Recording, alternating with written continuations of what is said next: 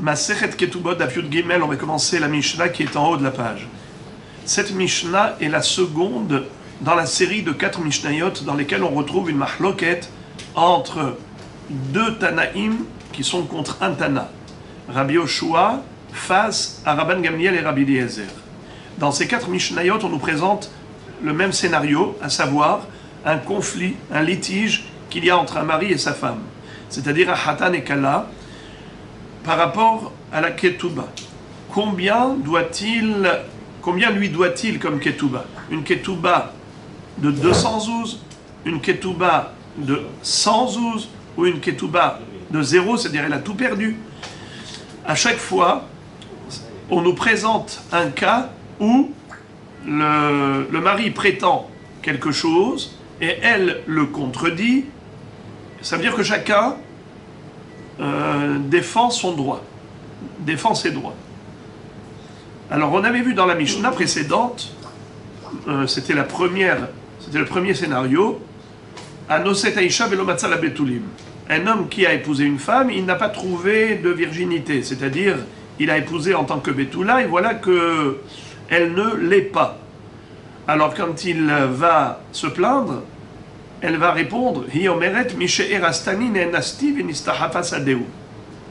en fait, j'étais Betula au moment des fiançailles. Quand tu m'as prise, j'étais Betula.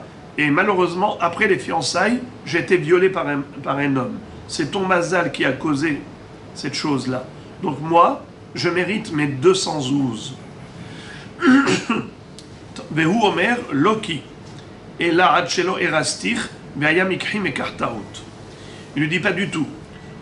À mon avis, tu as dû être violé déjà bien avant les fiançailles, et donc pour moi c'est un achat erroné, c'est un mekartaout, parce que moi je t'ai prise en tant que Betula, et il s'avère que tu ne l'étais pas déjà depuis les fiançailles. Et on avait vu à ce propos la mahloket. Première mahloket entre ces Tanaïm, Rabban Gamliel et Rabbi Eliezer vont la main dans la main en accordant crédibilité à la femme, en disant Ne'emenet, et elle aura les 200 zouz, tandis que Rabbi Yoshua, Omer Lomipia Nuhaim, Rabbi Yoshua va dire non, on ne peut pas lui accorder crédibilité et s'appuyer sur ce qu'elle déclare elle et qu'elle fait sortir de sa bouche. On ne vit pas sur ce qui sort de sa bouche. Lomipia Nuhaim. Et la Harizou Beheskat Beroulat, Shelotit Ares, Veitato, Achetabi Reaya Lidvarea. On accorde plutôt crédibilité au mari jusqu'à ce que elle, la femme, apporte une preuve qu'elle a raison. Je ne vais pas rentrer maintenant dans les détails de cette mahloket parce qu'on a déjà vu tout ça dans le DAF précédent. Mais c'était juste pour vous rappeler que on est ici dans une série de 4 mahloket, toujours avec les mêmes Tanaïm et toujours dans le même contexte, à savoir un homme et une femme qui se disputent devant le Beddin. Lui, il dit que voilà comment ça s'est passé, et elle dit le contraire. À qui on accorde crédibilité? À chaque fois, c'est Rabban Gamliel et Rabbi Eliezer qui vont dire Ne'emenet, c'est elle qui a raison, et à chaque fois, Rabbi Yoshua va dire que c'est lui qui a raison, jusqu'à preuve du contraire. Si elle apporte une preuve comme quoi elle a raison, très bien, mais sinon, l'homme ipia nuhal. Voici donc maintenant le cas de notre Mishnah. Hi omeret mukat'et ani, vehu omer loki elad drusat ishat. C'est-à-dire, elle prétend qu'elle a eu un accident avant les fiançailles. Comme ça dit Rashi. Hi omeret mukat'et ani. Elle dit, en fait, je suis une femme qui a subi un coup, un choc là-bas, au niveau de l'appareil génital, et c'est comme ça que, maintenant, il n'y a pas d'hymen, non pas parce que j'ai eu une relation avec un homme, mais tout simplement, mukat'et ani. Il y a un morceau de bois, un bâton ou un coup qu'elle a reçu là-bas, et qui a détruit l'hymen. Vehu omer loki, et la drusat ishat. Et lui dit, pas du tout, je n'y crois pas. Je suis certain que si tu n'as pas de virginité, tu n'es pas vierge, c'est pas parce que tu es mukata'et, c'est que tu as certainement eu une relation avec un homme avant les fiançailles. Comme dit Rashi, Drusat Ishat Kodem She'erastir. C'est une façon de dire Drusat Ish, tu as été écrasé par un homme. Écrasé par un homme, ça veut dire une relation, un homme qui monte sur une femme, ça s'appelle écrasé. Donc il lui dit Drusat Ishat. Alors, Rabban Gamliel ve Rabbi Eliezer omrim, Neemenet, ve Rabbi Yoshua omer, Lo mipi anu haim, ela rezu beheskat Drusat Ish, ad shetavir eaya lidvarea. Alors, comme je vous l'ai dit en préambule, Rabban Gamliel et Rabbi Eliezer vont dire Neemenet, qu'elle est crédible, on lui accorde à elle crédibilité. Comme elle a dit qu'elle est Mukat Etz, alors elle aura le statut de Mukat Etz. Combien elle va toucher comme Ketouba? Mahloket Rabbi Meir et Hachamim. Selon Rabbi Meir, c'est 200. Selon Hachamim, c'est 100. Rabban Gamliel, Rabbi Yoshua, Omer, l'homme ipianu Haïm. Rabbi Yoshua, qu'est-ce qu'il dit? Non, non, non. On ne lui accorde pas crédibilité. On donne raison au mari, jusqu'à ce qu'elle apporte une preuve qu'elle a raison. Qu'est-ce que dit le mari? Drusat Ishat. Certainement, tu as une relation avec un homme étranger, avant les fiançailles. Ce qui fait que moi, je t'ai fiancé en tant que Betula, en tant que fille vierge, et qu'est-ce que j'ai reçu? Une Be'oula. Alors, il ne veut pas payer la somme de Ketouba qu'elle réclame. Il ne veut pas s'engager à la somme qu'elle réclame. Combien elle réclame et combien lui prétend, on verra dans la Gemara. Il va y avoir une mahloquette entre les Amoraïm, à savoir qu'est-ce qu'elle demande, elle, et qu'est-ce que lui prétend. Fin de la Mishnah. Gemara. Ta'anatayhu bemay. La Gemara demande les ta'anot, c'est-à-dire les réclamations. Quelle est la réclamation du mari? Quelle est la réclamation de la femme?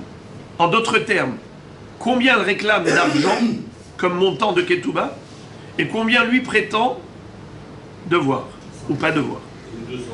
Alors, exactement. Rabbi Yochanan Amar Bemataim Umane, Rabbi Elazar Amar Bemane Veloklum. Alors, il y a une mahloket entre deux Amoraïm, Rabbi Yochanan et Rabbi Elazar, à savoir quel était le débat, quel est le litige entre le mari et la femme. Rabbi Yochanan Amar Bemataim Umane. Rabbi Yochanan dit, elle réclame 200.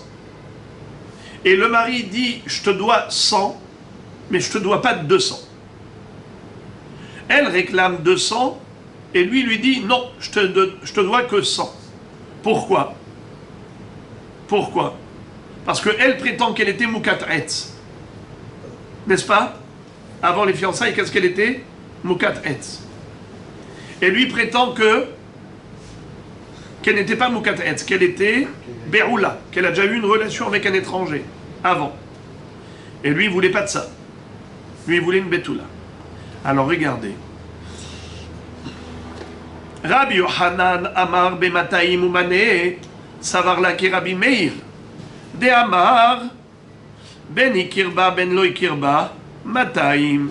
C'est-à-dire que Rabbi Yochanan, il fait dire à Rabban Gamliel et Rabbi Eliezer la même chose que Rabbi Meir. Que quand ils ont dit que la femme est crédible, ça veut dire quoi, en d'autres termes? Elle a raison de réclamer 200 zouz. Pourquoi? Parce que certainement Rabban Gamliel et Rabbi Eliezer, ils pensent comme Rabbi Meir qu'une Mukat Etz, officiellement, elle est Mukat Etz officielle. Combien c'est la Ketouba? 200 d'après Rabbi Meir. Comme Rabbi Meir, Ben Ikirba, Ben Lo Ikirba. Mataim. Maintenant, Rabbi Elazar Omer, Bemane Veloklum. Par contre, excusez-moi, pourquoi Rabbi Yoshua va dire que non? Quand Rabbi Yoshua a dit que non, on ne lui donne pas raison à elle, qui réclame 200, on donne raison à qui? Au mari. Et le mari, qu'est-ce qu'il veut?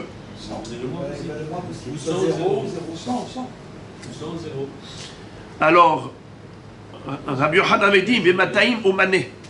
C'est-à-dire, je ne te donne pas, je ne te dois pas 200 comme une moukatraetz, je te dois combien 100. Comme une beroula. Ça veut dire qu'une beroula, elle doit toucher combien 100. Mais comment ça Normal. Lui, il n'était pas au courant. Il n'était pas au courant. Regardez Rashi, s'il vous plaît. Les Kassavar, Kenasa Beheskat Betula, Venimtset Beroula, Yesh la Ketuba Mané. Forcément, Rabbi Yochanan, il pense comme qui Comme Rav Shechet. Vous vous rappelez Rav Shechet dans le Daf Yud Aleph Hamoud Bet? Qu'est-ce qu'il se souvient? Ce qu'avait dit Rabbi Chia Baravin à Rav Shechet. Que Zot Omeret, Kenasa Beheskat Betula, Venimtset Beroula, Yesh la Ketuba Mané. Le mari, qu'est-ce qu'il prétend? Il dit non. Si tu n'es pas vierge, c'est pas à cause d'un coup de bâton, Mukat Etz. C'est parce que tu as été avec un homme. Et donc, moi, je voulais pas prendre une femme qui a déjà été avec un homme. N'est-ce pas? Kenasa beheskat betula, venimtset beroula. C'est ce qu'il prétend. Alors, combien il doit d'argent dans ce cas-là? Est-ce que c'est Mekartaout et zéro? Ou bien est-ce que c'est Mekartaout et c'est Mané? On avait vu que c'était une mahloket entre les Amoraïm. Rav Shechet disait que c'était Mané. Et Rav Nachman disait zéro. Alors Rabbi Yochanan, il pense comme Rav Nachman ou il pense comme Rav Shechet? Rashi nous dit qu'il pense comme Rav Shechet. Et c'est pour cela qu'il dit que dans ce conflit entre l'homme et la femme, où l'homme prétend tu étais Droussat Ish et la femme prétend qu'elle était Moukat-Etz, alors qu'est-ce qu'elle veut dire, elle, Moukat-Etz? Moukat-Etz, d'après Rabbi Meir, c'est 212. Et Beroula, d'après Rav Shechet, c'est 112. Eh bien voilà, Rabbi Yochanan, il pense comme Rav Shechet, nous dit Rashi. Bemataim ou mané. Verabi Lazar, Omer, Bemane veloklum. Savarla kerabanan de amre. Ben ikirba, ben lo ikirba, mané. On a déjà vu que Hachamim, contrairement à Rabbi Meir, pense que une Mukat Etz, officiellement, sa ketouba, elle est d'un mané, pas de mataim. Mais il y a ici un hidouche supplémentaire. C'est que Rabbi Lazar dit que ce n'est pas seulement lorsque Ikirba, qu'il était au courant qu'elle était Mukat Etz, et qu'il a été d'accord de l'épouser tout de même, qu'il doit un mané, mais même lo Ikirba, même si lui croyait qu'elle était totalement Betula, et finalement il s'avère qu'elle n'est pas Betula parce qu'elle a été Mukat Etz. Il ne peut pas prétendre que ce Mekartaout, il se doit de payer un mané. Donc elle, quand elle dit Mukat Etz Ani, Mukat Etz Ani, lui, qu'est-ce qu'il pensait? Qu'elle était Betula. Et maintenant, qu'est-ce qu'il trouve? Qu'elle est Mukat Etz. Donc, a priori, il aurait pu dire Mekartaout. Mais non. Rabban Gamliel et Rabbi Eliezer disent Nemenet. Elle est émenet de dire qu'elle est Mukat Etz, qu'elle n'a pas été avec un étranger. Et de ce fait, même si c'est une surprise, il se doit de payer le mané. Ben Ikirba, Ben Lo Ikirba. Qu'il ait eu connaissance de cet accident, qu'il n'ait pas eu connaissance de cet accident, ça ne change rien. Selon elle, qui dit qu'elle est Mukat Etz, elle mérite un mané. Et Rabban Gamliel, Rabbi Eliezer, lui donne raison à elle. Tandis que Rabbi Yoshua va dire non. On donne raison au mari. Et le mari, qu'est-ce qu'il dit? Droussat Ishat. Si tu n'es pas vierge, tu n'es pas Betula, ce n'est pas parce que tu as reçu un coup de bâton là-bas. C'est parce que tu as une relation avec un autre homme. Et de ce fait, tu es Beroula. C'est un Mekartaout, moi je voulais une Betula. Et de ce fait, il lui donne rien du tout. Donc selon Rabbi Yochanan, le vikouach entre l'homme et la femme, c'est est-ce qu'il lui doit 212 dans la Ketouba ou 112 mané. Mais d'après Rabbi Lazar, le vikouach il est entre 100 et 0. D'après Rabbi Lazar. Rabbi Lazar dit que la mahloket entre Rabban Gamliel et Rabbi Eliezer et Rabbi Yoshua, c'est de savoir est-ce que c'est le mari qui a raison ou est-ce que c'est la femme qui a raison. Mais qu'est-ce que le mari demande et qu'est-ce que la femme demande? C'est ça la mahloquette entre Rabbi Yohanan et Rabbi Elazar. C'est une mahloquette bichlal. De quoi il parle ici? C'est quoi le scénario? C'est quoi le contexte? Qu'est-ce que veut la femme et qu'est-ce que veut le mari? Alors, et quand, après ça, on voit que Rabban Gamliel et Rabbi Eliezer disent c'est le mari qui a raison, c'est la femme qui a raison. Pardon. Rabban Gamliel et Rabbi Eliezer disent c'est la femme, Rabbi Yoshua dit c'est le mari. Mais déjà, qu'est-ce qu'ils veulent? Il faut d'abord entendre qu'est-ce qu'ils veulent. Alors Rabbi Yohanan, qu'est-ce qu'il a mis dans la bouche de la femme? Rabbi Yohanan a mis dans la bouche de la femme Mataim. Et qu'est-ce qu'il a mis dans la bouche de l'homme? Mané, comme Rabbi Meir. Et Rabbi Elazar, qu'est-ce qu'il met dans la bouche de la femme? Mané. Et qu'est-ce qu'il met dans la bouche de l'homme? Kloum, comme Hachamim. Zéou. Alors maintenant la Gemara pose la question. Bish lama Rabbi Elazar loka amar ke Rabbi Yohanan de kamokela ke Rabbanan. Et là Rabbi Yohanan maitama lo amar ke Rabbi Elazar.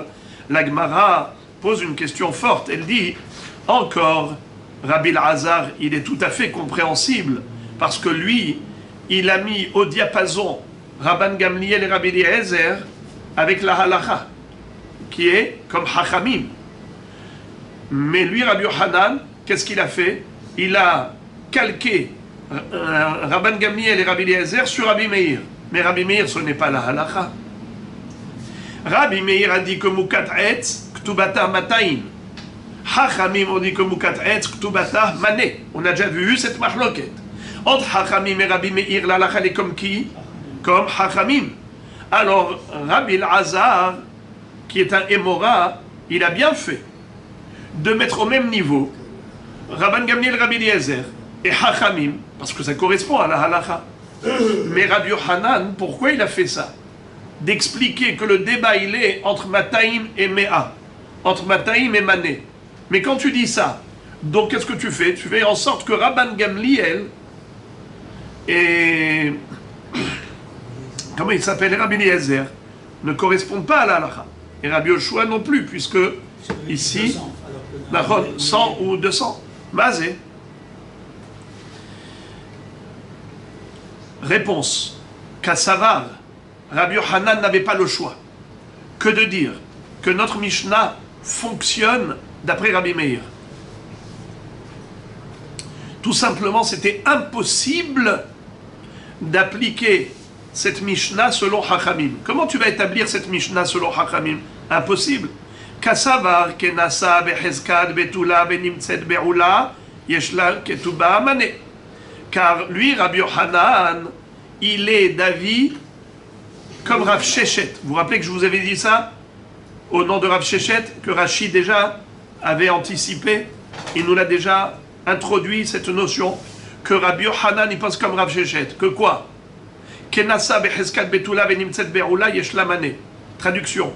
Un homme qui a épousé une jeune fille en tant que Betula, et finalement il s'avère qu'elle avait déjà eu une relation avec un autre homme, malgré tout, il lui doit combien? Mané. Et il ne peut pas prétendre que ça m'écarte out et que je te dois rien du tout. Il lui doit tout de même mané.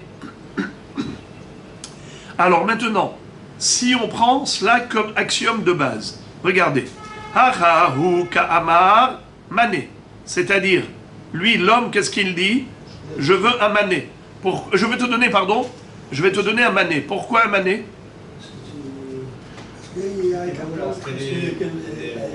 Bravo.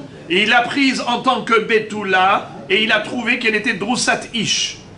N'est-ce pas? C'est quoi Drusat Ish? Déjà écrasé par un homme, ça veut dire déjà une relation avec un étranger. Alors, ça veut dire quoi en d'autres termes? Je te dois que mané. Alors maintenant, elle, Vehika Amra, mané. Si tu vas d'après Hachamim qui disent que Mukat Etz, c'est mané, qu'est-ce qu'elle prétend, elle? Je suis Mukat Etz. Et donc je mérite un mané. Et lui, qu'est-ce qu'il lui dit? Non, tu étais Drusat Ish. Et donc tu mérites un mané. Alors où est-ce qu'il est le conflit? Il n'y a pas de litige. Alors ils ont fait la paix. Toi, tu es d'accord avec moi et moi, je suis d'accord avec toi. Pourquoi on est venu au Beddin? Alors la raison pour laquelle ils sont venus au Beddin, c'est que forcément, elle réclame plus que ce que lui veut donner. Voilà pourquoi Rabbi Yochanan n'avait pas le choix que de dire que la Mishnah elle va d'après Rabbi Meir.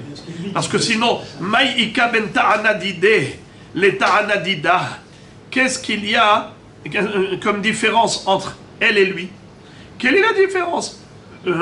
Lui est prêt à donner un mané, elle réclame un mané, donc tout va bien. S'il y a un litige, s'il y a un conflit, c'est qu'elle réclame Mataim, parce qu'on va d'après Rabbi Meir qui a dit que Mukat'etz Mataim, et lui dit non, tu n'es pas une Mukat'etz, tu es une Drusat Ish, donc mané. Et maintenant la Gemara va poser une nouvelle question par rapport à cette mahloket entre Rabbi Elazar et Rabbi Yochanan. Bishlama le Rabbi Elazar, haïnu de katanet tarte, hada le apuke mide Rabbi bar Hama, ve hada le apuke mide Rabbi Hiya bar Avina marav sheshet. Elle a le Rabbi Yochanan tarte lamali. Pour comprendre cette question, il faut étudier Rashi. Rashi nous dit Bishlama le Rabbi Elazar de Amar Drusat Ish en la Kloum. Qu'est-ce qu'a dit Rabbi Elazar? Que si jamais le mari a épousé cette femme dans l'intention qu'elle soit Betula, et finalement il s'avère qu'elle était Drusat Ish, elle avait déjà eu des relations avant les fiançailles avec un autre homme, il ne lui doit rien du tout. Contrairement à Rav Shechet. Oui, Rabbi Elazar il pense comme qui? Comme Rav Nachman, que c'est Mekar Taout. Moi je t'ai prise en tant que Betula, tu as déjà eu des relations avec quelqu'un, eh bien zéro.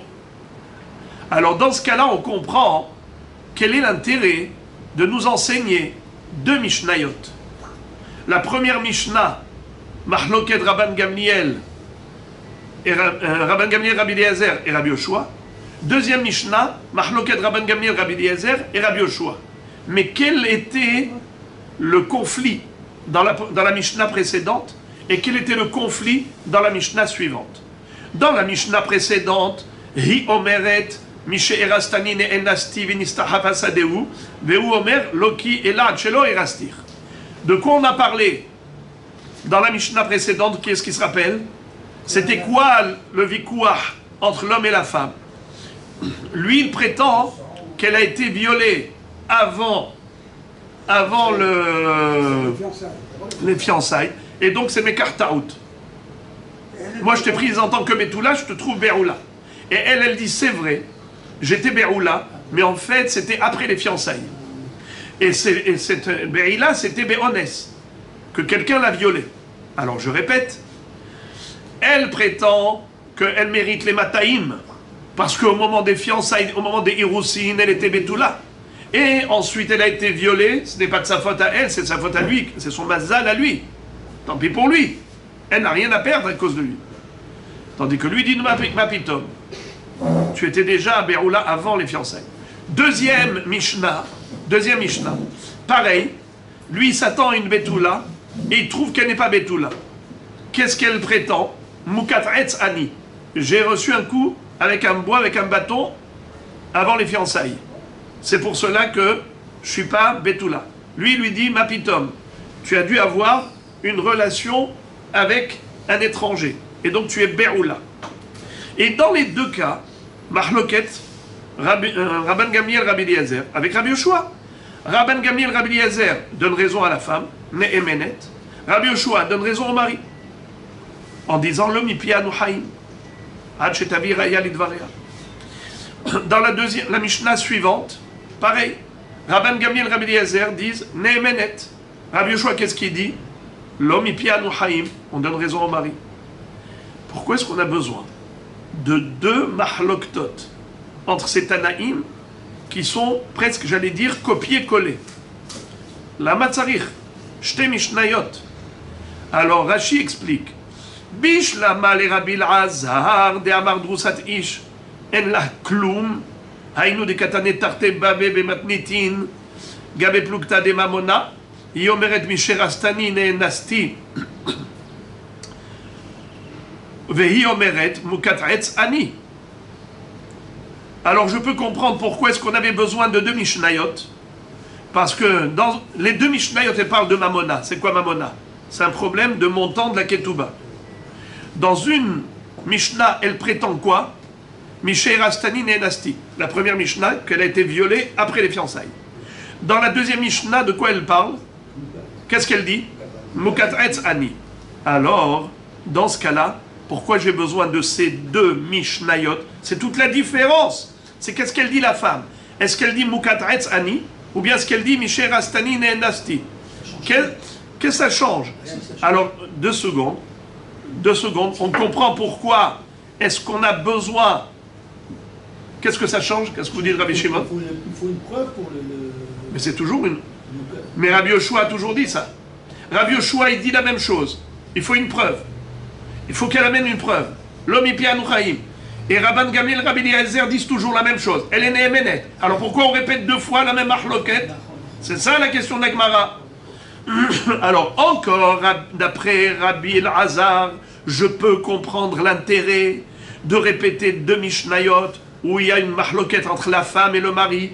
Alors je peux comprendre pourquoi. Hada, une Mishnah, le'apouke miderami bar Hama, ve Hada, le'apouke miderabi Hiya bar Avin. Qu'est-ce que ça veut dire? Il y a une Mishnah qui est nécessaire pour exclure Rabbi bar Hama et une Mishnah nécessaire pour exclure Rabbi Hiya bar Avin. Qui est-ce qui se rappelle quel était le hidouche de Rabbi bar Hama? Non, non. Rami Bar Hama avait dit un hidouche superbe. Il avait dit que toute la mahloket entre Rabbi Meir et Hachamim à propos de Mukat'etz, c'est seulement Beshelo Ikirba. Beshe Ikirba. Avalo Ikirba, divrei akol velo klum. C'est-à-dire, exactement. C'est-à-dire que toute la mahloket entre Rabbi Meir et Hachamim, est-ce qu'une Mukat'etz, elle reçoit 200 zouz dans sa ketouba, ou bien avec 100 zouz? C'est seulement si elle lui a annoncé la couleur. Et Kirba, elle lui a dit, écoute, je suis Mukat'etz, tu es d'accord? Il lui dit, je suis d'accord. Dans ce cas-là, Rabbi Meir dit, ketouba mataim, Hachamim disent, mané. Mais dans la mesure où c'était la surprise, il a découvert le poteau rose qu'après. Ça veut dire qu'elle lui a rien dit. Elle s'est faite passer pour une Betula. Il lui dit, moi je suis Betula. Et voilà que finalement elle n'est pas Betula. Pourquoi Mukat'etz? Eh bien, Rami Bar Hama a dit, c'est Mekartaout. Et si c'est Mekartaout, tout le monde est d'accord, Velo Klum. Eh bien maintenant, notre Mishnah, elle est en train de... Elle est en train de réfuter ce qu'a dit Rami Bar Hama. Rashi nous dit que, en fait, ces 2 Mishnayot, selon Rabbi Elazar, ont une raison d'être. Une Mishnah, c'est pour exclure le Hidouche de Rami Bar Hama, et une Mishnah, c'est pour exclure le Hidouche de Rabbi Hiya bar Avin. Répétons les 2 Hidushim. Rami Bar Hama nous avait dit que toute la mahloquette entre Rabbi Meir et Hachamim à propos de Mukat'etz, est-ce que Ketubata Mataim ou Ketubata Mané, c'est une mahloquette qui a lieu uniquement lorsque Hikirba, elle lui a annoncé la couleur. Elle s'est affichée en tant que telle. Elle lui a dit, sache que je suis Mukat'etz. Eh bien, dans ce cas-là, combien est sa Ketuba? Rabbi Meir dit 200 zouz, Hachamim dit 100 zouz. Tandis que Loïkirba, s'il ne savait pas du tout qu'elle était Mukat'etz, il a découvert le poteau qu'après le mariage. Quel est le din dans ce cas-là? Rami Bar Hama a donné un hidouche extraordinaire. Et il a dit, mais Kartaout. Lui, il voulait une Betula, il a reçu une Mukat'etz, alors il reçoit 0. C'est un achat erroné. Et bien maintenant, la Gemara va nous dire que selon Rabbi Elazar, c'est ça le hidouche de notre Mishnah. Le hidouche de notre Mishnah, c'est d'exclure le chidouche de dire Mukat'etz. Elle, notre Mishnah, nous, de Daf Yud Gimel, hi omeret Mukat'etz ani, vehu omer loki la drusat ishat. Quand elle dit Mukat'etz ani, en fait, évidemment, la Mishnah, elle parle de Lori Kirba, parce que c'est maintenant qu'elle le dit. Elle ne lui avait pas dit avant les fiançailles. Maintenant, ils arrivent après le mariage, elle n'est pas Betula, Et qu'est-ce qui se passe? Elle dit c'est vrai. Mais je ne suis pas Betula parce que j'étais Moukatetz. Lui, il dit non. Tu étais Droussat Ish. Tu as certainement été avec un homme. Alors, qu'est-ce que, d'après Rabbi Lazar, qu'est-ce que veut le mari, qu'est-ce que veut la femme? La femme, elle veut maner, le mari, il veut rien donner. Le victoire, il est entre maner et l'oclo. De là, on a une preuve que la femme a le droit de réclamer maner. Donc, c'est une preuve que Rami Bar Hama a tort. Car Rami Bar Hama avait dit que la femme ne peut rien réclamer quand c'est Mekartaout. Si quand c'est Mekartaout, elle ne peut rien demander, comment se fait-il que la Mishnah ait dit ici que quand elle dit Mukat'etz Ani, je réclame mané? Donc, Rabbi Bar Hama a tort. Donc voilà l'intérêt de la deuxième Mishnah. Maintenant, quel est l'intérêt de la première Mishnah? C'est pour exclure le Hidush de Rabbi Chia bar Avin au nom de Rav Sheshet. Qu'est-ce qu'avait dit Rabbi Chia bar Avin au nom de Rav Sheshet? Un Hidush phénoménal. Un homme qui a épousé une femme avec l'intention qu'elle soit Betula, et finalement il s'avère qu'elle était Beroula, c'est-à-dire elle lui a avoué qu'avant les fiançailles, elle était avec un autre homme, donc elle était Beroula. Malgré tout, elle mérite un mané. C'est le Hidush de Rav Sheshet. Rav Nachman dit, Mapitom, Rav Nachman dit, Mekartaout, elle reçoit rien du tout. Eh bien, la première Mishnah, elle sert à cela justement, à démontrer que elle ne mérite rien. Quelle est la preuve? Regardez Rashi. Haïnou dekat hada leapouke mi de Rabbi Chia bar Avin hi omeret mi she'erastani ne'enasti. Elle prétendait, j'étais violée après les fiançailles. C'est ton mazal. Pourquoi faire? Tana le mitneba ve'aya mikhi mekartaout ulgamre mashma ve'en la klum leapouke mi de Rabbi Chia bar Avin. D'amar le'il knasa becheskat betula ve'nimtzat be'ula yeshla ketuba mané.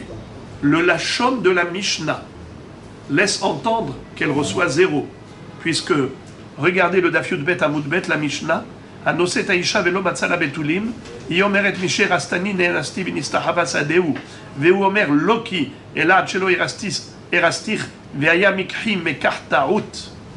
Nous voyons que ça s'appelle mekartaout. Qui dit mekartaout, c'est annulation totale de la transaction, c'est-à-dire, je te dois rien, madame. Je te dois zéro. Moi, je me suis marié avec une Betula, et toi, maintenant, tu m'as donné une Beroula. Et elle prétend que c'est vrai qu'elle est Beroula, mais Beroula après les fiançailles. Donc, il lui doit Mataïm, parce qu'elle a été fiancée. Elle a été violée après les fiançailles, à Noussa. Donc, elle reçoit les Mataïm Zouz, puisqu'au moment des fiançailles, elle était Betula. Et lui, il lui dit, je te dois zéro, mais Kartaout. Du fait qu'il lui dise Mekartaout, il lui a pas dit je te dois mané, il lui a dit je te dois Mekartaout, c'est-à-dire je te dois rien du tout. Eh bien, ça veut dire que Rabbi Chia bar Avin, au nom de Rav Sheshet, a tort. C'est tout. Voilà le Hidush de la première Mishnah et le Hidush de la deuxième Mishnah. Parce que sinon, on ne comprend pas pourquoi il fallait deux Mishnayot qui disent la même chose. Rabban Gamliel et Rabbi Eliezer dans la première Mishnah, ils disent c'est elle qui a raison. Rabbi Yoshua dit c'est lui qui a raison. Deuxième Mishnah, c'est elle qui a raison. Rabbi Yoshua dit c'est lui qui a raison. Pourquoi faire-vous? Faites une double mahloket. À quoi ça sert? On fait des copier-coller, on n'a rien à faire? Non, c'est que ici, dans la première Mishnah, il y avait un Hidush pour exclure Rav Sheshet, Rabbi Chia bar Avin au nom de Rav Sheshet. Et la deuxième Mishnah, c'est pour exclure le Hidush de Rami Bar Hama. Et là, c'est la lumière qui jaillit de ces deux Mishnayot. Alors la Gemara dit, ça c'est bon d'après Rabbi Elazar, mais d'après Rabbi Yohanan, pourquoi est-ce qu'on a besoin de ces deux Mishnayot? Et là, les Rabbi Yohanan, Tarté la Mali, pourquoi la Gemara se pose cette question que d'après Rabbi Yohanan? Écoutez ce que dit Rashi très joliment. Les Rabbi Yohanan de Amar Knasa becheskat betula venimtzet beroula yesh la ktuba maneh imken may mekartao de katane amataim aval maneh yesh la mali limitne klal lehahi. Il dit Pourquoi est-ce qu'on a besoin, d'après Rabbi Yochanan, qui lui pense comme Rav Shechet? Vous vous rappelez? Quelle est l'opinion de Rav Shechet? Que Kenassa Behezkat Betula, lui il s'est marié avec elle en tant que Betula. Il s'avère qu'elle avait déjà eu une relation avant avec un homme. Behezkat Be'ula. Qu'est-ce que dit Rav Shechet? Mané Yeshla. Et Rabbi Yochanan il pense la même chose. Mané Yeshla. Alors, la Malil Mitneklal Yahi, qu'est-ce qu'on a besoin Bichlal de citer ça? Il a Shmuinan Plukta de Rabban Gamliel, Rabbi Yoshua, Bebari, Beshema, Beokem Amona, Behezkat Mare, Litne Hada, les Apukim de Rabbi Barhama, ou la Shmuinan Pluktayu. D'après Rabbi Yochanan, on ne voit pas l'intérêt de la première Mishnah, car il aurait été suffisant d'avoir juste cette Mishnah pour exclure Rami Barhama, notre Mishnah, nous, de Daf Yud Gimel, et on n'avait pas besoin de la Mishnah de Daf Yud Bet Amud Bet. Parce que si c'était juste pour nous enseigner le Hiddouche de Rabban Gamliel, Rabbi Eliezer qui disent Bari Veshema, Bari Adif, et Rabbi Yoshua qui dit Ok Mamona Behezkat Mare. Vous vous rappelez c'est quoi Ok Mamona Behezkat Mare? Ce qu'on a appris hier. Laisse l'argent chez son propriétaire. C'est qui détient l'argent d'Aketouba? Le mari. C'est qui réclame? La femme. Qui est-ce qui veut faire sortir de l'autre l'argent? La femme. Alors on a une règle, Amotzi Mehavero, à la Aya. Puisque maintenant il y a un litige entre eux, on ne sait pas qui a raison, qu'est-ce qu'on dit? Eh bien laisse l'argent chez son propriétaire. Laisse l'argent de la Ketouba chez le mari. C'est comme ça que pense Rabbi Yoshua. Et qu'est-ce que pense Rabban Gamliel, Rabbi Eliezer? Ils disent quand est-ce qu'on dit laisse l'argent chez le mari? C'est seulement si c'est Bari, ou Shema Veshema. Mais quand c'est Bari Veshema, Bari Adif. Elle est sûre. Elle sait exactement ce qui s'est passé avec elle. Lui, il n'est pas prophète. Elle dit Mukat'etzani, je suis sûr. Lui, il dit Dosat Ishat. Peut-être tu as été avec un homme et c'est pas un bâton. D'où tu sais, monsieur? Tu es prophète? Alors, juste tu supposes. Ça s'appelle une déclaration incertaine. Tandis que elle prétend avec certitude qu'elle a reçu un coup de bâton là-bas, qu'elle n'a jamais été avec un homme. Donc c'est Bari Veshema. Donc elle réclame une ketouba sur la base d'une certitude. Bari Veshema, Bari Adif. C'est ce que pense Rabban Gamliel et Rabbi Eliezer. Et qu'est-ce que pense Rabbi Yoshua? Bien, même dans Bari Veshema, Amotzi Mehavero, à la Vraya, celui qui veut soutirer l'argent à l'autre, il faut une preuve. Elle n'a pas de preuve. Donc l'argent il reste chez lui. Alors, si c'est ça le chidouche, la Mishnah de Daf Yud Gimel aurait été amplement suffisante. On n'avait pas besoin de la première Mishnah. C'est quoi? Pourquoi? Parce que la première Mishnah, on a dit d'après Rabbi Elazar, elle vient exclure justement Rav Shechet. Or, Rabbi Yochanan qui pense comme Rav Shechet, il ne peut pas dire que la Mishnah est venue exclure Rav Shechet, parce que Rabbi Yochanan il pense comme Rav Shechet. Que Kenassa Behezkat Betula Benimtzet Be'ula, il lui doit maner. Alors c'est quoi mes kartaout?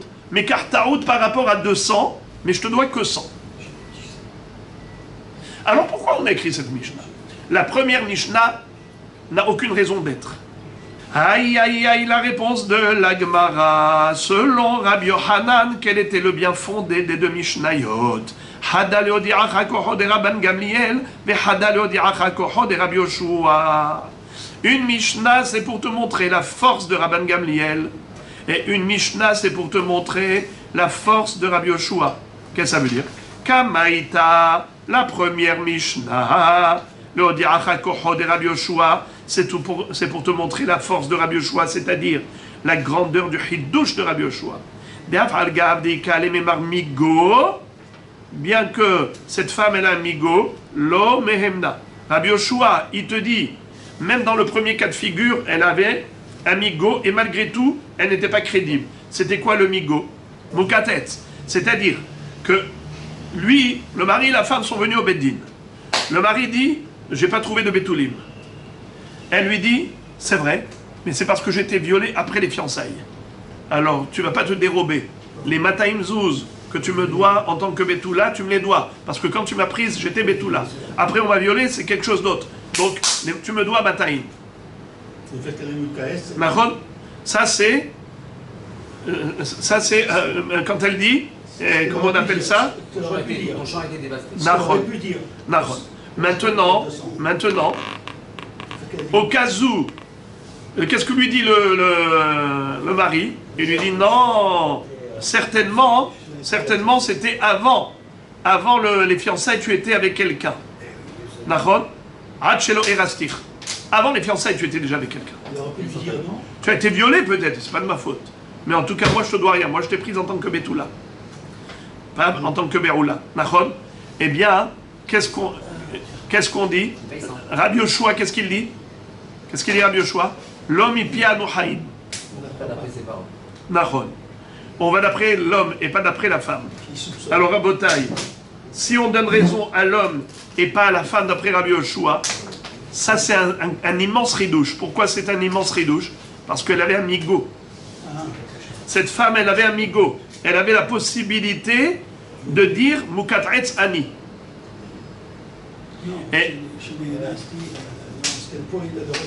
non, je parle dans le cas de la première Mishnah. Elle dit Nenasti après les fiançailles. Oui, d'accord. Et lui, il lui dit non, Nenast avant les fiançailles. C'est ça. Donc, et le fait qu'elle dit Mukat'etz, si elle avait dit Mukat'etz Ani, la migoise. non, si elle avait dit Mukat'etz, quel aurait été le din? 100. Elle aurait eu au moins 100. Voilà. Là maintenant, qu'est-ce qu'il dit? Elle a été violée avant. Il dit tu mérites rien. D'accord? Slicha, pardon. Rabbi Yohanan, il a appliqué la Mishnah d'après Rabbi Meir. D'après Rabbi Meir, c'est 200 et 100. Sur les doigts. D'après Rabbi Meir, c'est 200 et 100. Et on est bien d'accord que Rabbi Yohanan avait appliqué ces Mishnayot d'après Rabbi Meir. Selon Rabbi Meir, une Mukat'etz, elle reçoit combien? 200. Alors, si elle voulait mentir, au lieu de dire « j'ai été violée par un homme après mes fiançailles », ce qui n'est pas très beau, elle aurait pu dire « Mukat'etz Ani » et elle aurait obtenu le même résultat. Elle avait une ta'ana qui était meilleure. Ça s'appelle migo. Migo, ça veut dire puisque. Puisqu'elle pouvait dire quelque chose de meilleur et elle l'a pas dit, ça veut dire qu'elle ne veut pas mentir. Si elle ne veut pas mentir, ça veut dire qu'elle dit vrai. Alors donne-lui ce qu'elle te demande. Regarde. Alors maintenant, quel est le hidouche de cette Mishnah? Le hidouche, c'est que justement le migo, il ne tourne pas ici. Très bien. Que Rabbi Yoshua, quand il dit on ne lui donne pas ce qu'elle veut, bien qu'elle est migo, elle est bari. Et lui, il est schéma. En plus, elle a un migo. Et tout de même, on dit l'homme ipia nuhaïm. Ça, c'est Koho de Rabbi Yoshua dans la première Mishnah. Maintenant, la Batraïta, la deuxième Mishnah, Leodiracha Koho de Rabban Gamliel, d'Afad Gavdelika le Memar Migo Mehemna. La deuxième Mishnah, c'est la nôtre. Hi omeret Mukat'etz Ani. Vehu omer Loki. Ela Drusat Ishat. C'est-à-dire, elle prétend qu'elle n'est pas Betula parce qu'elle a eu un accident, un Mukat'etz. Et lui dit non, tu n'étais pas Betula parce que tu étais avec un homme. Qu'est-ce qu'a dit Rabban Gamliel? Rappelez-moi s'il vous plaît. Ne'emenet, c'est la femme qui a raison. Et pourtant, dans ce cas, elle n'a pas de migo. Est-ce que vous entendez le hidouche? Le migo, c'est par exemple dire Mukat'etz Ani. Comme on avait vu avant. Mais elle a dit. Donc il n'y a pas de migo. Elle n'a rien à dire. Ah, regarde. Qu'est-ce que c'est qu'un migo? Je rappelle, pour ceux qui n'étaient pas là hier. Migo, ça veut dire puisque. Lorsqu'une personne te dit quelque chose, et cette chose-là qu'elle te dit, tu dis, peut-être que tu mens, peut-être que tu dis vrai, je ne sais pas. Alors, on dit comme ça, migo, puisque si elle voulait mentir, elle aurait pu me faire gober quelque chose que j'aurais avalé et je ne me serais même pas rendu compte.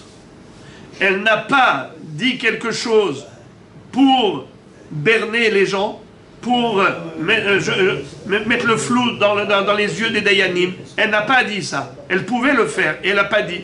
Mashma que c'est une femme qui parle vrai. Il faut la croire. Donc maintenant, Rabban Gamliel, il avait dit ça, Ne'emenet, dans la Mishnah précédente. Mais dans la Mishnah précédente, c'était facile de la croire. Pourquoi Rabban Gamliel a dit Ne'emenet? Peut-être que c'est grâce au migo. Parce que premièrement, elle est bari veshema. Deuxièmement, elle a un migo. Donc il y a deux raisons pourquoi il faut la croire à elle d'après Rabban Gamliel. Premièrement, elle dit avec certitude, Miché Erastanin et Enasti, elle sait de quoi elle parle. Alors que le mari, il ne sait pas de quoi il parle. Il n'est pas prophète. Elle est bari, premièrement.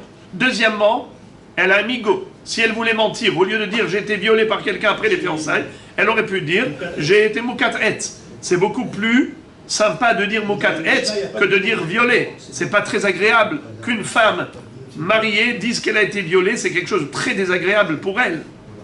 Et si tout de même elle a dit, c'est qu'elle ne cherche pas à mentir. Parce que si elle voulait mentir, elle aurait pu dire qu'elle n'est pas Betula parce qu'elle est moukat etz. Ça c'est valable que dans la Mishnah précédente, où elle avait l'échappatoire, elle avait l'échappatoire du migo. C'est quoi l'échappatoire du migo? C'est de dire moukat etz. Tandis que dans notre Mishnah, on parle de quoi? D'une femme qui dit moukat etz ani. Alors elle n'a aucune échappatoire. Elle n'a aucun migo. Quel est l'autre ta'ana qui ont été meilleurs que celle-là? Elle n'en a pas. Et tout de même, Rabban Gamliel a dit Ne'emenet. C'est un koach. C'est ça le Odiacha Koho de Rabban Gamliel. La force du Hidush de Rabban Gamliel est phénoménale. C'est que même lorsqu'elle n'a pas de migo, elle est Ne'emenet lorsqu'elle est bari. Nouvelle Mishnah. Ra'uha medaberet im echad.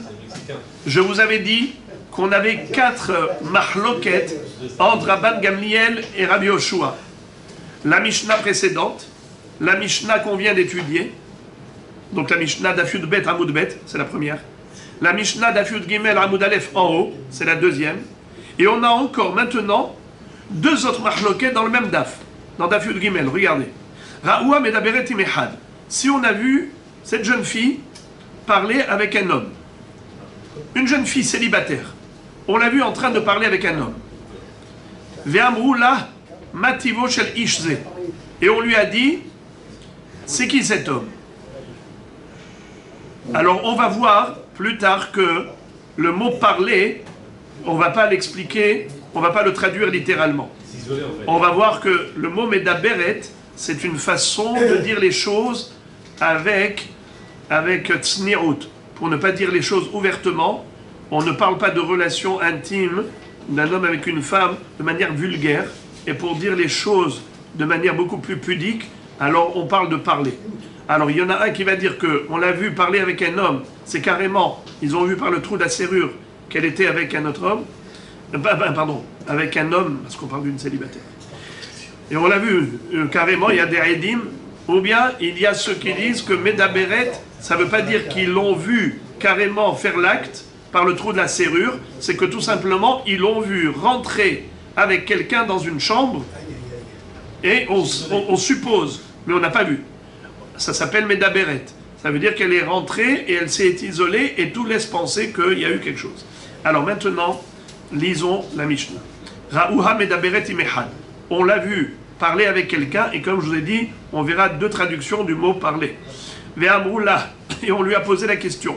Mativo shel ishze. C'était qui cet homme avec qui tu t'es isolé ou bien avec qui tu as eu une relation?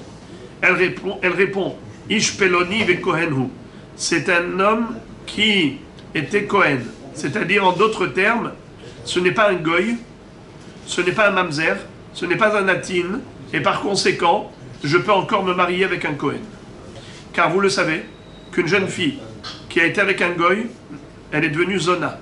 Elle a été avec un mamzer, elle est devenue zona. Elle a été avec un homme qui lui était interdit, eh bien, elle est devenue zona. Et de ce fait, elle ne pourra plus jamais se marier avec un Kohen. Mais là, elle dit, non, c'était une relation hors mariage, mais avec un juif normal. Ou bien même carrément un Kohen. Pourquoi elle a dit le mot Kohen? Comme pour dire, c'était un homme Yohas. Alors elle a poussé le bouchon très loin en disant, vous ne pouvez pas m'accuser de zona, me condamner, en disant que je ne peux pas marier avec un Kohen, parce que c'était carrément un Kohen. Ok. Quel est le din? Encore une fois la même mahloket. Rabban Gamliel ve Rabbi Eliezer omrim ne'emenet, ve Rabbi Yoshua omer lo mipianu hayim. Selon Rabban Gamliel et Rabbi Eliezer, on peut lui faire confiance. Rabbi Yoshua dit, on ne peut pas lui faire confiance. Et la raison beheskat beroula le natin non mamzer at shetavir aya lidvarea. Nous on présume qu'elle a été avec un homme qui lui était interdit, comme un mamzer, comme un natin. Natin c'est les givonim. un goy, jusqu'à ce qu'elle apporte une preuve, comme quoi cet homme-là, c'était réellement un juif ou un Kohen. Un juif Kohen ou un juif classique. Quatrième cas de mahloket entre Rabbi Yoshua et Rabban Gamliel Rabbi Eliezer. Haïta me'uberet. Une femme, une jeune fille, qui était enceinte. Donc on n'a pas vu qu'elle était avec un homme, mais on a compris qu'elle était avec un homme parce qu'elle ne tombe pas enceinte toute seule. Haïta me'uberet. Ve'amula mativo shel ubarze. On lui demande c'est quoi ce fœtus. Ça veut dire en d'autres termes, avec qui tu as une relation? Avec un goy, avec un mamzer, et donc tu es zona, ou bien, et donc tu es interdit de Kohen, ou bien est-ce que tu as une relation avec un juif kasher, et donc tu peux te marier avec un Kohen. Elle a répondu, mais ish peloni ve Kohenhu. Je suis tombée enceinte de cet homme qui est Kohen. Ça veut dire en d'autres termes, j'ai une relation hors mariage, mais avec un homme qui était kasher, qui ne m'a pas rendu zona. Et de ce fait, elle peut se marier avec un Kohen. Et comme je l'ai expliqué déjà depuis le début, pourquoi elle a parlé de Kohen, c'était pour pousser le bouchon très loin et dire je ne me suis pas prostituée avec un homme, avec un goy ou avec un mamzer, j'ai choisi le meilleur, Kohen. Mais c'est pareil si c'est un Lévi ou si c'est un Israël. Alors, est-ce qu'elle est crédible ou pas? Rabban Gamliel et Rabbi Eliezer omrim ne'emenet. Rabban Gamliel et Rabbi Eliezer lui font confiance et elle est cachère pour un Kohen. Rabbi Yoshua omer lo mipianu haim. Rabbi Yoshua dit non, elle ne pourra pas se marier qu'un Kohen. Elle a résolu beheskat me'oberet lenatin ou mamzer. On présume qu'elle est tombée enceinte parce qu'elle a été avec un natin ou un mamzer. Ad shetavir eya lidvarea, sauf si elle apporte une preuve. Comment elle peut apporter une preuve? Elle peut amener des edim comme quoi elle était réellement avec ce monsieur, elle est tombée enceinte de lui et que celui-là il était kasher, qui n'était pas natin ou mamzer. Donc lorsqu'elle dit Kohenhu, c'est une façon de parler. Kohenhu, ça veut dire c'est quelqu'un qui est super kasher. C'est-à-dire qu'elle peut apporter la preuve qu'il est Kohen aussi. Voilà. Gemara, Maïmeda Beret. La Gemara d'abord s'arrête sur le premier mot de la Mishnah, Ra'ua Medaberet Imechad. Et je vous avais dit que Medaberet ici ne veut pas dire tout simplement parler. Ce n'est pas une parole innocente.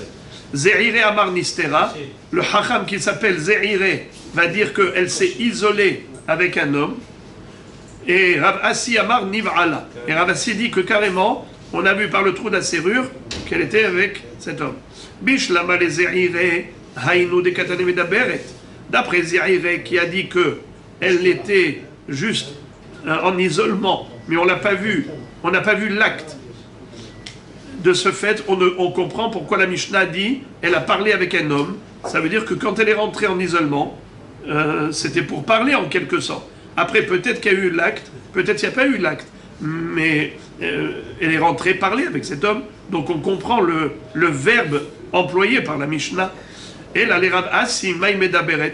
Mais d'après Rav Assi qui dit qu'on a vu par le trou de la serrure l'acte sexuel, alors pourquoi est-ce que la Mishnah n'a pas dit clairement les choses? Pourquoi on a dit Medaberet? On l'a vu parler avec quelqu'un.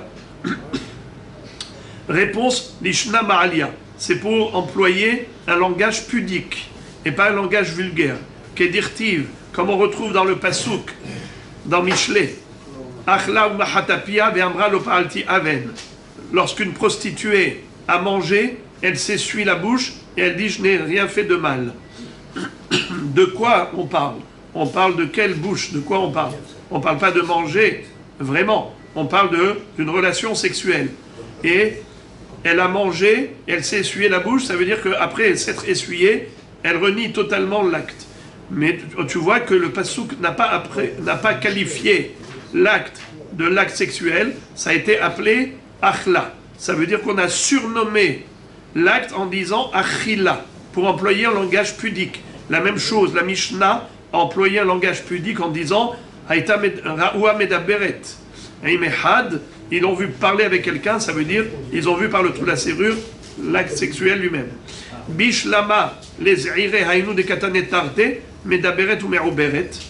Alors la Gemara maintenant pose une question, elle dit si tu me dis que, comme Zéhire, que le mot Medaberet, ça veut dire juste s'isoler, et Merouberet, enceinte, alors je comprends pourquoi on a deux mahloket entre Rabbi Yoshua et Rabban Gamliel Rabbi Eliezer.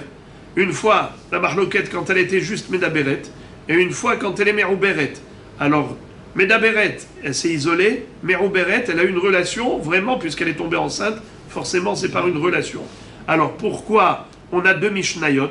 Rachidi, Bishlama les Ze'ire Haïnou de Katane Tarte, Medaberet le Odiacha Koho de Rabbi Yoshua, de Afalgav de Loraoua Shenivala Psula.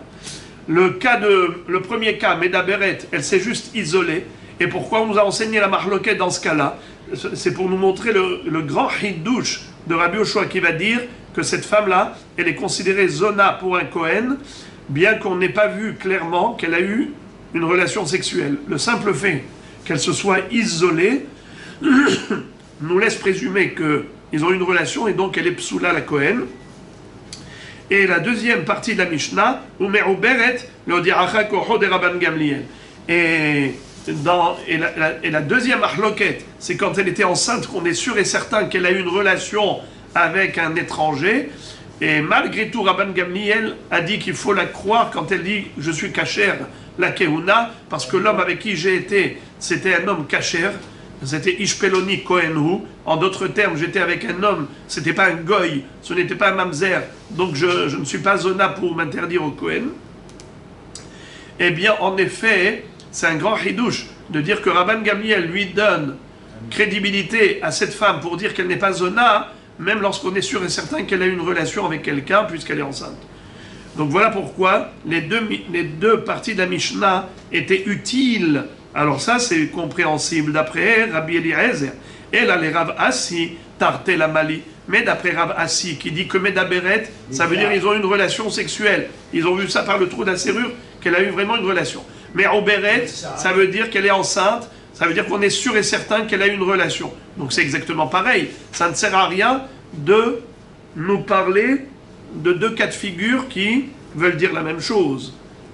Réponse Hada le'arshirba ve Hada le'arshir bebita. C'est-à-dire que le hidouche, c'est par rapport à Rabban Gamliel. Quand Rabban Gamliel a dit que cette femme, elle est née éménette, elle est née éménette déjà dans le premier cas où on l'a vu par le trou de la serrure qu'elle était avec un homme et donc maintenant on lui dit c'était qui cet homme? C'était un goy, c'était un mamzer? Elle te dit c'était un Kohen ou un Lévi à Israël. Rabban Gamliel a dit oui tu peux la croire et par conséquent si tu la crois elle est cachère, elle peut se marier avec un Kohen. Elle n'est pas zona. Deuxième cas de figure c'est Me'uberet. Quel est le hidouche? Le hidouche, c'est de dire qu'elle est cachère d'après Rabban Gamliel, pas seulement elle, mais même sa fille, même le fœtus. Imaginons qu'elle va donner naissance à une fille, à une petite fillette. Cette fillette va grandir. Elle voudra se marier un jour avec un Kohen. Est-ce qu'elle peut se marier avec un Kohen? Ou bien peut-être c'est la fille d'un goy. Peut-être c'est la fille d'un mamzer. Eh bien, quand Rabban Gamliel a dit qu'elle est Néménette, la mère, quand la mère a dit j'étais avec un Kohen, tu peux la croire, pas seulement par rapport à elle, mais même par rapport à sa fille. Et quel est le chidouche? Pourquoi est-ce qu'on aurait pu distinguer entre la mère et la fille? Mais si tu dis qu'elle est néhéménette pour elle-même, évidemment qu'elle est néhéménette pour sa fille, parce que la fille, c'est une partie d'elle-même. C'est quoi ce chidouche? Eh bien, Rashi nous explique ce qu'on va voir plus tard, qu'il y a une notion de hazaka. Il y a une hezkat kashrut. C'est quoi hezkat kashrut? Une bat Israël, elle a une hazaka qu'elle est kshera. Jusqu'à preuve du contraire, toute bat Israël peut se marier avec un Kohen. Elle est kshera la keuna. Maintenant, qu'est-ce qui s'est passé? On a vu qu'elle a eu une relation avec quelqu'un. Tu te poses la question, est-ce que ce quelqu'un-là, c'était un goy à mamzer ou un homme kasher? Et donc, est-ce qu'il a porté atteinte à sa kashrut ou il n'a pas porté atteinte à la kashrut? Tu te poses la question. Peut-être oui, peut-être non. Ça s'appelle safek. Quand on a un safek, la Torah nous dit qu'il faut suivre la hazaka antérieure. Il faut suivre l'état antérieur. Qu'est-ce qu'elle était jusqu'à présent? Kasher, bravo. Alors elle a une hezkat kashrut. Puisque jusqu'à présent elle était kasher, elle reste cachère. Bien que maintenant on se pose la question, on a 50% de chances que oui, 50% de chances que non. Peut-être qu'elle était avec un goy, peut-être qu'elle n'était pas, peut-être mamzer, peut-être pas. 50%, 50%. Et pourtant tu dis, d'après Rabban Gamliel, Nehemenet. Pourquoi Nehemenet? Parce que tu t'appuies sur la situation antérieure. Elle était cachère jusqu'à présent, elle le reste. Est-ce qu'elle a un ego? Non. Bien qu'on ait un doute, le doute, il ne tient pas. Hein? C'est-à-dire que le fait qu'elle était Exactement. La Torah te dit que quand tu as un doute, eh bien, qu'est-ce que tu fais dans le doute? Eh bien, dans le doute, tu suis la hazaka. Ça veut dire quoi, hazaka? La situation antérieure. Ce qu'elle était jusqu'à présent, tu le maintiens. Tu maintiens la situation existante. Elle était cachère, elle reste cachère. Rabotaï, ça, c'est par rapport à elle-même. Mais sa fille, elle est née dans le Safek. Aïe, aïe, aïe, c'est beau. La hazaka, elle est valide que par rapport à la femme. Parce qu'elle, elle avait un moment où elle était certainement cachère, et après on se pose la question, alors on dit on suit la situation antérieure. Mais dans le cas de la fille, elle est née Yachar dans le Safek. La fille, est-ce qu'elle est fille d'un goy ou pas? Ça va de soi. Alors, juste... Ça va de soi. Non, Si non, on dit qu'il y a un chazak non. sur la mer, il y a un chazak sur la mer. Hazak ou Barour. Alors vous dites ça va de soi, pourquoi? Parce qu'elle est une partie de sa mère. Si la mère elle est cachère, ça va de soi que... Elle n'a pas d'antécédent. Il a fait merde. Mais juste, je vais juste expliquer le Hiddouche à Rabbi Nissim Hatzadik. Écoutez bien. Elle, cette petite-là, c'est une partie de sa mère, c'est vrai. Mais à la différence avec sa mère, c'est que sa mère bénéficie d'une situation antérieure. Mais elle n'a pas d'antériorité. Au contraire, elle est née dans le Safek. Alors, Rabban Gamliel te dit, malgré tout, née Emenet. Pourquoi? Pour la fille? Pour la fille. Elle est née Emenet, même pour la fille. Pas seulement pour elle-même, mais même pour la fille. Pourquoi? Pourquoi? Parce que la fille, c'est une partie d'elle. Elle est née dans le Safek. C'est vrai qu'elle est née dans le Safek, mais biologiquement, Il y a une continuité. biologiquement, c'est une continuité. Alors, puisqu'elle est, c'est-à-dire comme ça, puisqu'elle est née Emenet pour elle-même, donc elle est née Emenet pour sa fille. Puisqu'elle est née Emenet pour elle-même, elle est née Emenet pour sa fille. Mais Rabbi Yoshua dit non, pas du tout. Elle bénéficie de l'antériorité, mais sa fille ne bénéficie d'aucune antériorité. Sa fille, elle est née dans le Safek. Alors, Safek, on s'abstient. Dans le doute, on s'abstient. Le Kohen, il ne peut pas épouser une fille. Tu ne sais pas si le père est mamzer ou le père est goy. Tu ne sais rien du tout. Dans le Safek, interdit. Safek de Horaïta, la Humra. Tandis que pour la mère, C'est sûr qu'elle est... elle avait une chazaka. Eh bien, cette chazaka-là, déjà, Rabbi Yoshua, il dit, je ne suis même pas sommaire sur la chazaka pour la mère. À plus forte raison pas pour la fille. Mais Rabban Gamliel, on aurait pu penser que, ok, déjà il est venu avec la hazaka pour la mère, mais peut-être pas pour la fille. On vient te dire, non, hazaka même pour la fille. C'est Koho des Rabbi. Ça aurait été étrange. Et la deuxième, c'est la mère. Exactement. C'est pour te dire, Hadal et Arshirba, et Hadal et Arshir Bebita. Voilà pourquoi on avait ces deux mahloquettes. Une fois par rapport à la mère, une fois par rapport à la fille. La Gemara dit Haniha leman de amar le divrei amar shirba marshir bebita. Et là, leman de amar le divrei amar shirba possède bebita maïka le memar. Ça marche très bien d'après celui qui dit que si la mère est cachère, alors la fille aussi est cachère. Mais d'après celui qui dit que la mère est cachère mais pas la fille, comment tu peux comprendre la raison d'être de la deuxième mahloquette? On verra plus tard dans la Gemara dans Hamoud Bet, une grande mahloquette. Est-ce que celui qui est marchir bas, il est marchir bebita, ou bien celui qui est marchir bas, il est marchir bas, ben lo bebita. Alors dans ce cas-là, la question revient à la case départ. D'après celui qui dit que la mère elle est cachère mais pas la fille ne peut pas se marier avec un Kohen, alors la question revient à la case départ. D'après Rav Assi, qui a dit que, c'est quoi Medaberet? Niv'ala. C'est quoi Me'oberet? Niv'ala. Alors pourquoi on a eu besoin de répéter la mahloquette Rabbi Yoshua et Rabban Gamliel deux fois? Le Koho de Rabbi Gamliel et le Koho de Rabbi Yoshua dans la deuxième. Mais non, ça marchait bien quand on disait que ça c'est un isolement, mais Daberet c'est un isolement, et Me'oberet... Non, regarde. Si on dit que Medaberet, ça veut dire s'isoler, Oui, et Me'oberet, elle est enceinte, donc elle a une relation, on comprend où est le hidouche dans l'isolement et le hidouche dans Mamash quand on a vu. Mais quand tu dis que Médaberet, ça veut dire qu'elle a eu un acte sexuel avec quelqu'un et on l'a vu, alors qu'est-ce qu'il y a de mieux dans Mérouberet? Dans Mérouberet, tu peux me dire que le hidouche c'est pour la fille. Alors ça marche bien d'après celui qui dit que la fille, en effet, elle est cachère comme la mère. Alors là, je comprends le hidouche. Mais d'après celui qui dit que la fille n'est pas cachère, alors on ne comprend plus quel est le hidouche de Mérouberet.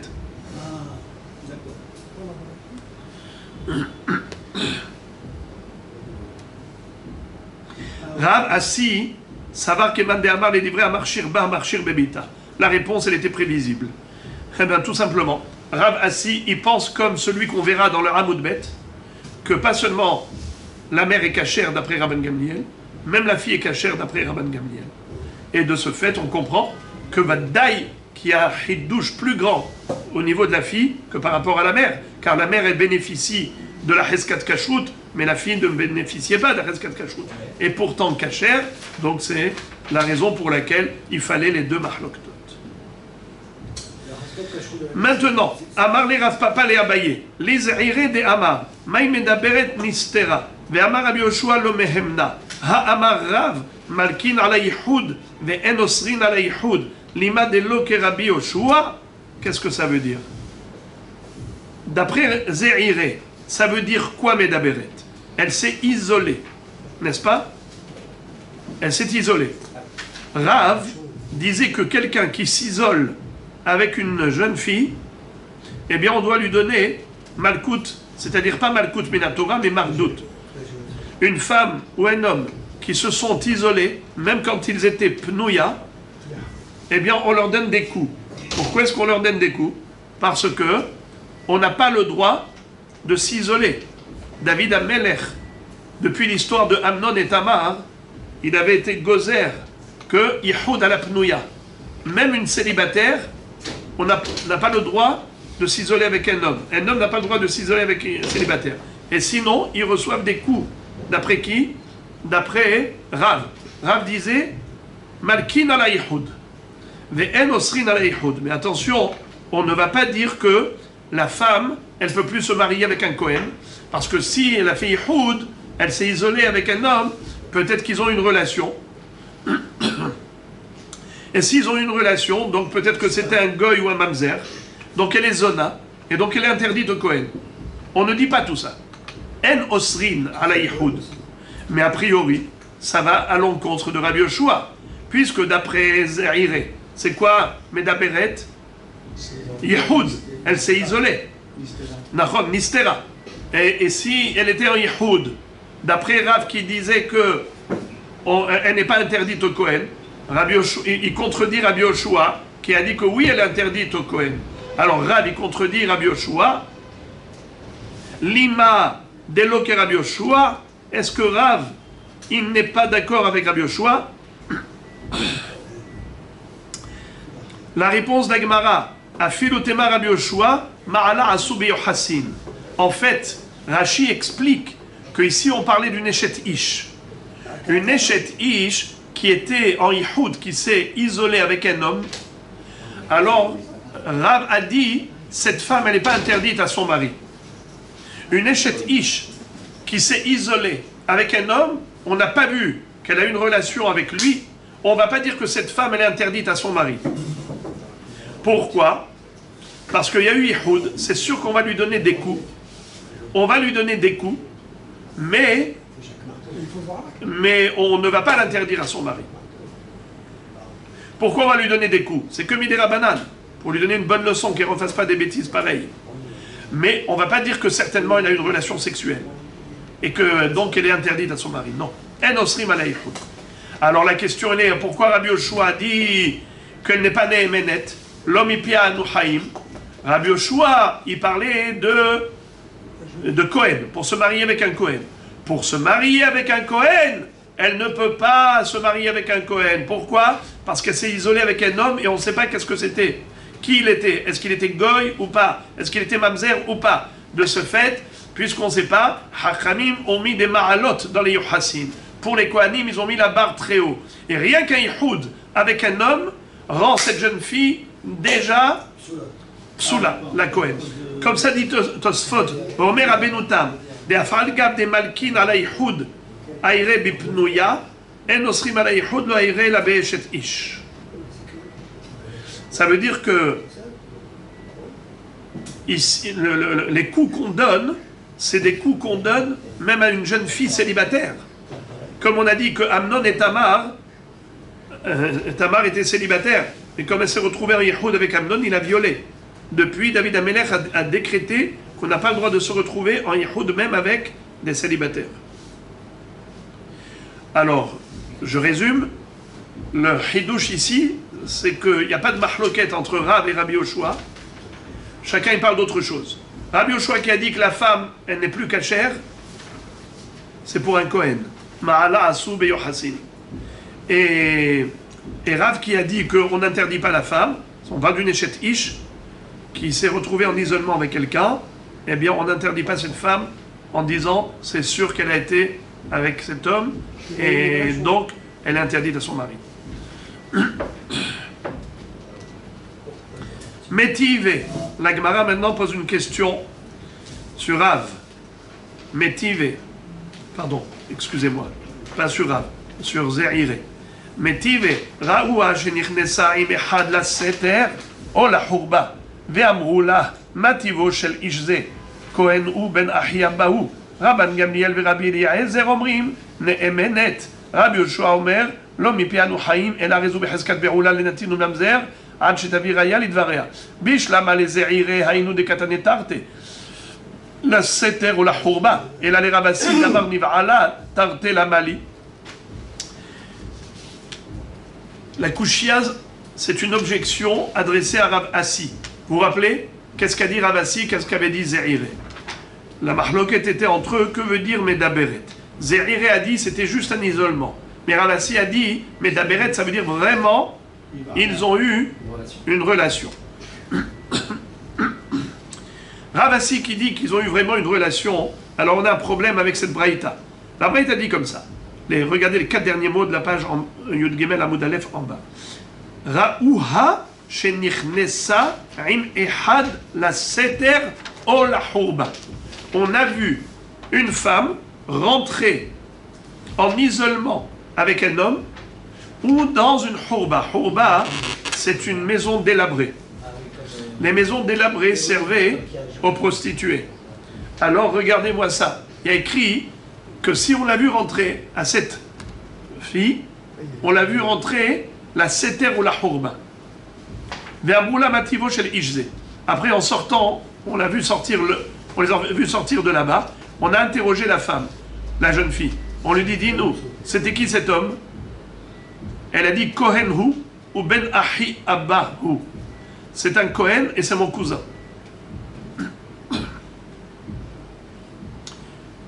Keilou, elle était avec son cousin. Mais, donc c'était pas un goy, c'était pas un mamzer. Rabban Gamliel et Rabbi Eliezer omrim ne'emenet. Rabban Gamliel lui donne raison. C'est-à-dire qu'elle reste cachère pour un Kohen. Rabbi Yoshua omer lo mipi anu chaim. Rabbi Yoshua dit on ne compte pas sur elle. On considère que elle est behezkat be'ula lenatinu mamzer jusqu'à ce qu'elle apporte une preuve. Elle n'est pas cachère pour un Kohen. Alors maintenant, c'est quoi la question? Bish la malezehire hainu de katane tarte la seter ou la hurba. Encore d'après Ze'iré qui avait dit que la mahloket de Rabban Gamliel et Rabbi Yoshua, elle était double. Une fois à propos d'isolement et une fois à propos d'actes sexuels vraiment, par exemple qu'elle est mérouberet, où on voit qu'elle est enceinte, donc elle a eu une relation sexuelle avec quelqu'un. Alors on a eu une double mahloket. Une fois Seter et une fois Bamarasé. Alors on comprend pourquoi dans la Braïta, on a deux endroits, Seter et Hurba.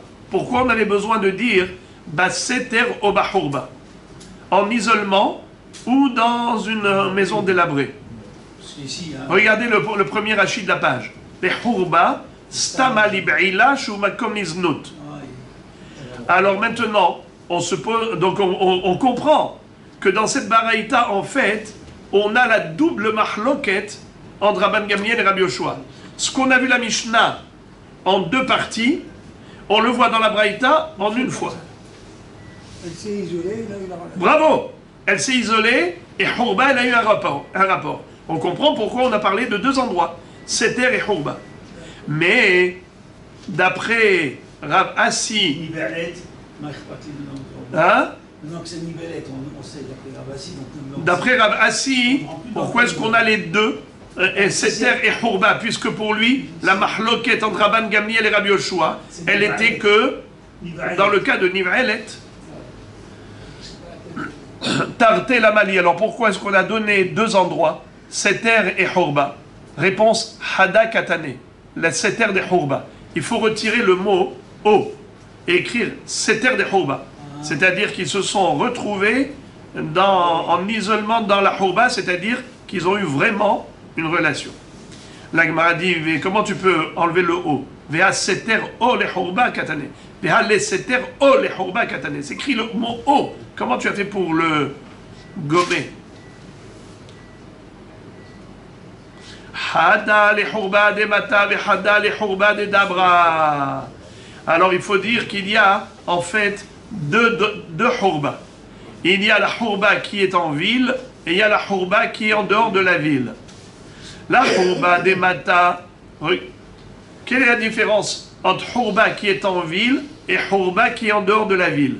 Les deux Hourba, c'est pour la prostitution. Ils n'ont pas été là-bas pour rien. Donc si on voit un homme et une femme sortir d'une Hourba, on est sûr et certain qu'ils ont une relation. C'est évident. Maintenant, la question est de savoir, mais qui était cet homme?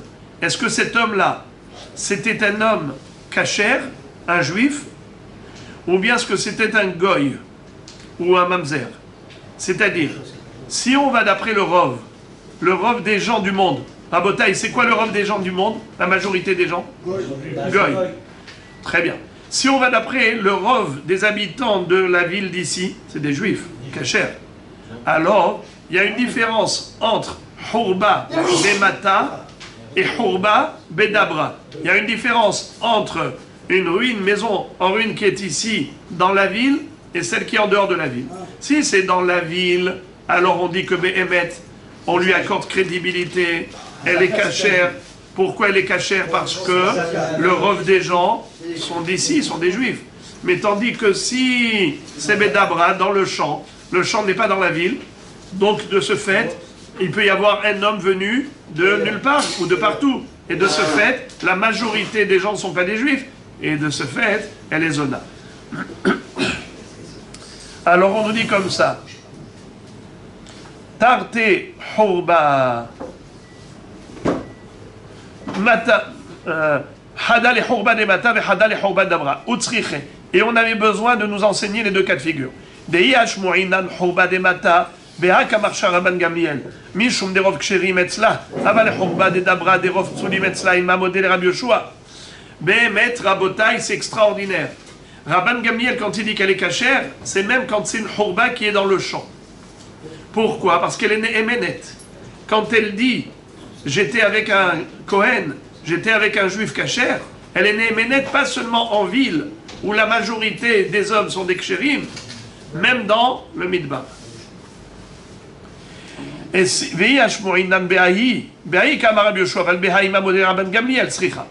on nous avait enseigné la marloquette Rabban Gamliel Rabbi Yoshua que par rapport à la Hourba qui est dans le désert, que dans le champ, eh bien j'aurais dit pourquoi Rabbi Yoshua a dit qu'elle n'est pas cachère cette femme?